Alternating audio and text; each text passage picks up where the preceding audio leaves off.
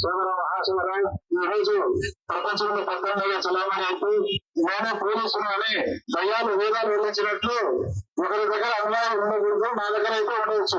20 ఏళ్ళు 70 ఏళ్ళ నుంచి అనువాదం తయారు చేసి పెట్టుకొని 100,000 అనువాదాలు తయారు చేసి పెట్టుకొని హిరోషిమా నాగసాగరం పైన బాంబులు వేసి వేలాది లక్షలాది మందిని హత్యలు చేసిన కిరాతకుడు నీతి గురించి న్యాయం గురించి మాట్లాడుతున్నారు. అతని చరిత్ర రక్త చరిత్ర.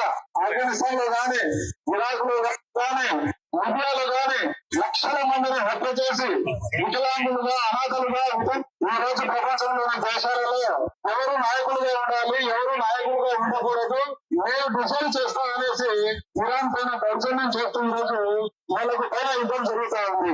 ఎక్కడ యుద్ధం జరిగినా గానీ ఇది ప్రజలకు చాలా నష్టం కలుగుతుంది. ఒకరు జోక్ వేశారు, కార్టూన్ వేసి ఏం వేశారంటే యుద్ధం ఒక చోట జరుగుతా ఉంది, ఒక చోట వస్తామండి అంటారు.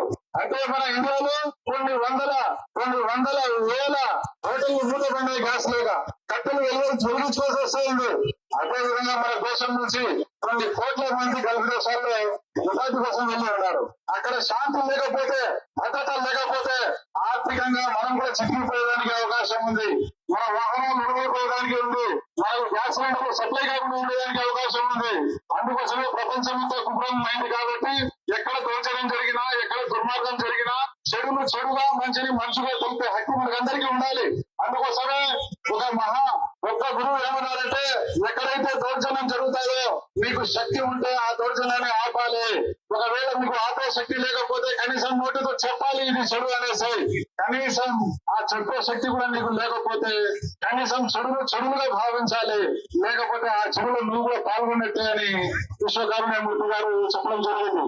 ఈ రోజు ప్రపంచం అంతా ఒక శరీరం మాదిరి, ఒక పల్లె మాదిరి అయిపోయింది. కాబట్టి శరీరంలోనే ఒక అవయవానికి దెబ్బ తగిలితే మొత్తం శరీరానికి ఏ విధంగా అయితే బాధ కలుగుతుందో ప్రపంచంలో ఎక్కడ దౌర్జన్యం జరిగినా కానీ నిరసించాల్సిన అవసరం ఎంతైనా ఉంది. మనం చూస్తూ ఉన్నాము 2-3 సంవత్సరాల నుంచి పాలస్తీన్ పైన దుర్మార్గాలు చేసి బాంబులు వేసి ముసలి వాళ్ళను, పిల్లలను, మహిళలను అని చూడకుండా ఆ దేశాన్ని సర్వనాశనం చేయడం జరిగింది. అదేవిధంగా ప్రపంచంలోనే అతి పెద్ద జనాభా కలిగిన దేశము, అతి పెద్ద ప్రజాస్వామ్య దేశానికి అతను హెచ్చరిక చేస్తాడు.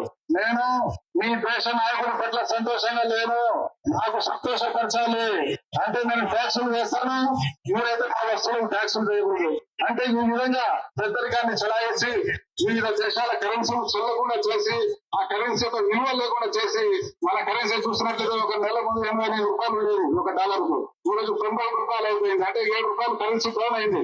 ఎప్పుడైతే ఈ కరెన్సీ విలువ డౌన్ అవుతుందో మన సరుకులన్నీ పెరుగుతాయి, రవాణా ఖర్చులు పెరుగుతాయి, ఆ కష్టమంతా పేదలు కలుగుతాయి.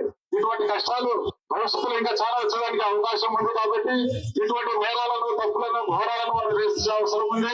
ఈ ప్రసంగాన్ని ముగిస్తున్నాను. అస్సలాము అలైకుం.